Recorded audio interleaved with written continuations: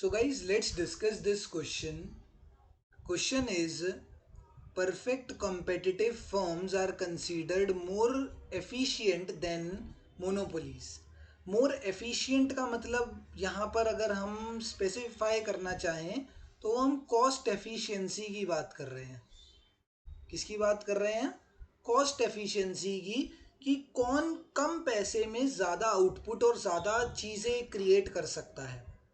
इन दोनों में से, परफेक्ट कॉम्पिटिटिव फर्म्स में से और मोनोपोलीज में से, कौन ज़्यादा कॉस्ट एफिशिएंट है, मतलब कौन ज़्यादा कम पैसे इस्तेमाल करके ज़्यादा आउटपुट बना सकता है. ठीक है, उसको कॉस्ट एफिशिएंसी बोला जाता है. तो दोनों में से कौन है? तो वो perfect competitions are more cost efficient. Reason क्या है? Why perfect competition, why perfect competition are more cost efficient. उसके पीछे का रीज़न क्या है? रीज़न इज़ वेरी सिंपल कि परफेक्ट कॉम्पिटिटिव फर्म्स में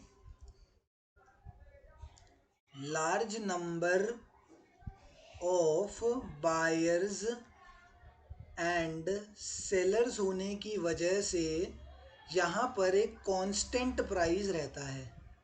यहाँ पर एक कांस्टेंट प्राइस सेट रहता है.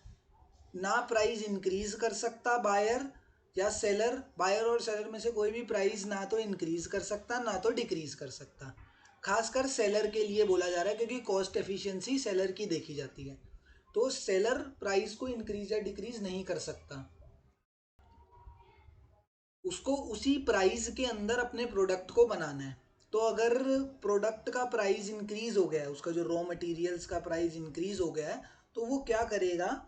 उसका जो रिवेन्यू पैटर्न है, उसकी जो कॉस्ट पॉलिसी है, कॉस्ट पॉलिसी को वो उस हिसाब से एडजस्ट कर लेगा. क्योंकि भैया उसको उसी कांस्टेंट प्राइस पर बेचना है ना.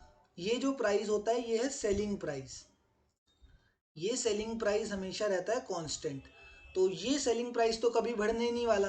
तो उसको अपने कॉस्ट पॉलिसी को ही एडजस्ट कम ज़्यादा करना पड़ेगा. ठीक है. इसी वजह से perfect competitive firms are more cost efficient. इसी का उल्टा होता है मोनोपोली के केस में. मोनोपोली कॉस्ट एफिशिएंट क्यों नहीं होती? क्योंकि वहाँ पर हमें एक सिंगल सेलर देखने को मिलता है एंड इस सिंगल सेलर का प्राइस पर फुल कंट्रोल होता है. ये प्राइस को कम ज़्यादा कुछ भी कर सकता है. Full control over price.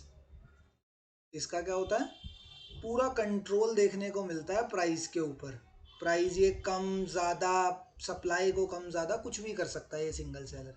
तो ये क्या करता है? ये अपनी कॉस्ट पॉलिसीज़ के अंदर कोई चेंज नहीं लेके आता. ये कहता है इतने का सामान बन रहा है तो इतने का ही बनने दो. ये कहता है जितने का भी सामान बन रहा है उतने का बनने दो. मैं बाद में क्या करूँगा? मैं सेलिंग प्राइस इंक्रीज कर दूंगा. ठीक है. कॉस्ट में कुछ कमी मत लाओ, बाद में हम सेलिंग प्राइस को इंक्रीज कर देंगे. ये मोनोपोली वाला ये कहता है. That's why monopoly market is not cost efficient. उसको कॉस्ट के बारे में कोई लेना देना नहीं है.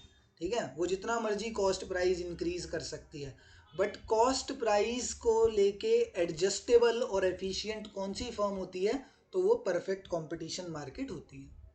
ठीक है. सो इसमें पूछा गया कौन सी मार्केट मोर कॉस्ट एफिशिएंट है, तो perfect competition market is more cost efficient and the reason is this. Reason मैंने यहाँ पर तुम्हें एक्सप्लेन कर दिया. Thank you.